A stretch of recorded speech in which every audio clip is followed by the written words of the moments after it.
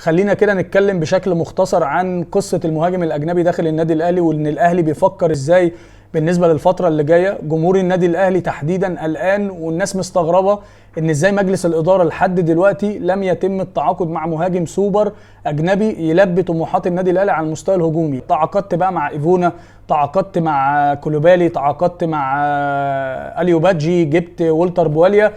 كلهم لعيبة كويسة وكل حاجة، بس لما بيجوا ينضموا للنادي الأهلي ويلعبوا تحت ضغط ويتحول لكاتيجري اعلى وليفل اعلى، لا الامور ما بتكونش افضل حاجه، وبيكون في خسائر ماليه كبيره. النادي الاهلي خاف بقى، قال لك لا، ما انا ما اخشش في ريسك في لعيب برازيلي. اللعيب الوحيد اللي اشتغل كويس وعمل طفره كبيره جدا بالنسبه للبرازيليين هو كان كينو، يعني كان لعيب كلاس ايه ولعيب كان جايب مبالغ كبيره، وبالتالي لما جه عمل طفره وعمل فوارق كبيره جدا، سواء في الدوري الاماراتي لما راح بعد كده من خلال بيراميدز، او لما كان بيلعب في بيراميدز هنا في الدوري المصري، كان حاجه جامده جدا. فالاهلي متخوف من فكره ان انا اروح ادفع مبلغ كبير جدا جدا في سوزا رغم قناعات الجهاز الفني ومارسيل كولر باللاعب، وفي النهايه يجي لعيب يكلفني مبالغ ماليه كبيره ويكون دون المستوى، لان انا لسه متعور في برونو سافيو. طب الاهلي هيفكر ازاي الفتره اللي جايه؟ الاهلي عنده حلين، يا اما يوجد مهاجم اجنبي خلال الايام دي، وده صعب جدا جدا، هو مش مستحيل والاهلي شغال بقوه، بس هو صعب ليه؟ لان الدوريات كلها اللي حواليك هتبدا،